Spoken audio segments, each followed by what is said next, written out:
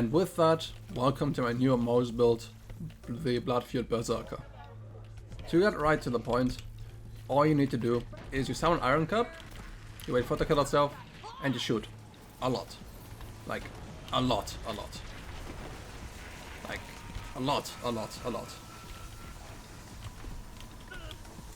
And then, you just wait for the stickies to do that thing.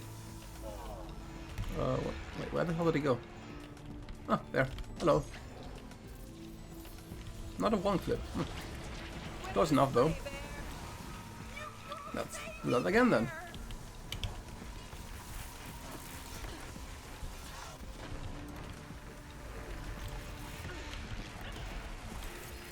There you go. And that's all you do. So, with that out of the way, let's jump into the explanation. I will first go over the key interaction of this build, then the gear, and then the skill tree. The key interaction is the Eternal Flame class mod. Whenever Moze ignites an enemy, she has a 15% chance to reset action skill cooldown. And the Sum for the Road skill. Moze gains infinite ammo for 5 seconds after executing Iron Bear. We utilize this by doing a thing I like to call cup cycling. That means to just summon Iron Cup, let it kill itself, and try to ignite someone before this skill runs out, and then just summon it again. That way you can keep up infinite ammo for pretty much ever, as long as you are shooting enemies. As for the gear, we want something that really synergizes well with that, such as the red line. This usually is not the best Moze weapon because of its low mag size and high fire rate, which means you can't sustain it that well. However, with this we don't have to worry about that, simply because we can just keep up firing this thing without ever having to even try to wonder about reloading. On top of that, this weapon has the 10% increased fire rate and 100% crit damage on it, which lends itself really well to this because more fire rate is always good, and crit damage is pretty much a full multiplier on Moze. We are using the red line in all the elements, or in the important elements. I've swapped the fire version for the non-elemental version just because we have Skagdan. Because we have Skagdan, which is better than the fire version anyways, for fire damage. However, if you are fighting an enemy that only has flesh health, I would definitely recommend switching to a fire version. We are also using the Hive. This is for mobbing, simply because the red line excels at single target damage and we need something for group damage as well. Torque Company Man, Torque fire rate and crit damage, and Torque accuracy, so that the red line can hit more crits, which would benefit Unite more.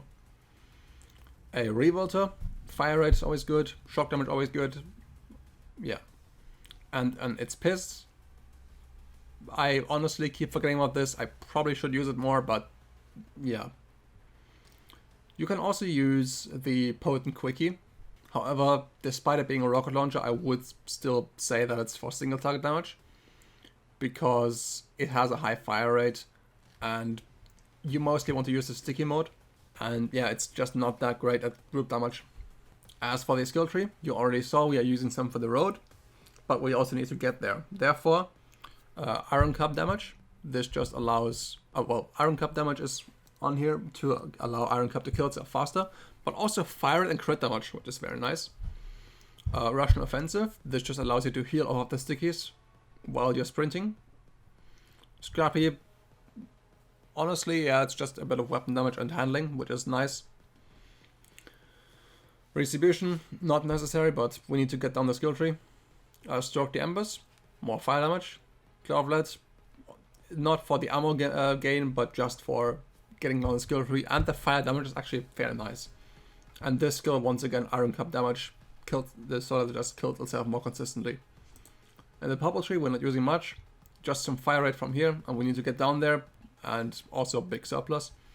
10 out of 5 really big guns, because the only other skills on the Eternal Flame class mod were the Capstone running on fumes and nitrogenadium engines, which both increase its uptime, which we do not want. For Blue Tree, in case that we can't ignite someone for whatever reason, for instance, a group of fire heavyweights from the Mal1 takedown, we still want to get our action skill back as quickly as possible. Skank then, just damage is nice. Means of Destruction sometimes gives you 1 or 2 more shots in the mag. Might as well. Talk Arson Motion, splash damage, very nice. Stainless Steel Bear does increase the max armor of Iron Cup, but it also increases damage for it, so it's not that bad of a loss, and it increases Skakland damage, so yeah. Auto Bear, I have no idea why I took this, honestly. It's just to get down a skill tree. To the last, it's for getting a piss on the enemy when you're down, so you know that could help you. And Short Fuse, it doesn't do that much, honestly, but I might as well go get it. In the red tree, Selfless Vengeance, because you do trigger this skill by reloading, which is mostly what you want to do to activate your stickies, which again gives your stickies more damage. Joining a Brass, just a nice skill. It does decrease the fire rate a bit, but it way outdoes that in gun damage. Just gives you some more resistance, because it has a 50% damage resistance hidden. And shield recharge rate guaranteed for 5 seconds whenever you deploy Iron Curb, which is pretty much all the time in fights. And more damage on crits. And that was that. To get right to the point, you summon Iron Curb. That